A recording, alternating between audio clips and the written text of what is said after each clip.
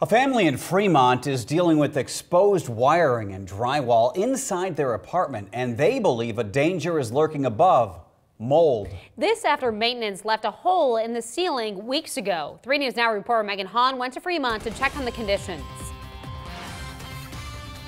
The family says they reported the ceiling leaking on October 15th. 2 days later, a maintenance man showed up, cutting a hole that left exposed drywall and piping.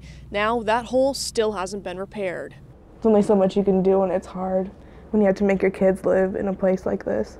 Casey Croy is frustrated after a leak in her ceiling led to a repairman leaving this mess for 3 weeks now. And there's like wires and insulation above there. It looks like there's mold around on the plaster around the hole. It all started October 15th when Croy noticed something unusual above her shower. Where the water was running down, where all the paint's bubbled up, and then that's where they cut the hole. It's gross to look at. It doesn't seem like it's very sanitary, I guess.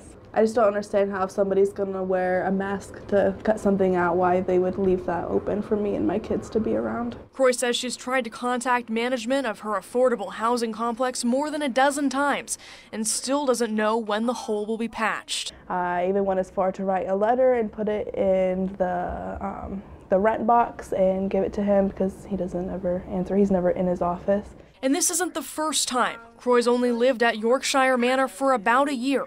In March, a similar issue caused by water seepage forced her to move units. My landlord kept telling me there wasn't mold. Well, they ended up the Selden company told me that they found mold in there. A mother of 2, Croy says she's concerned about her family's health. My asthma has been acting up since we've been living here, and I'm on 3 different medications for it. I've never had this problem before. It's not always the best place to live.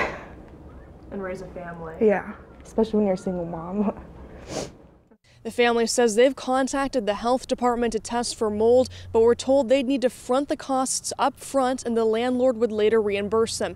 If mold wasn't found, there'd be no reimbursement. Reporting in Fremont, I'm Megan Hahn, 3 News Now. Omaha-based Selden Company owns Yorkshire Manor. We called several times today for comment, but our calls were not returned. We'll update this story once we receive a response.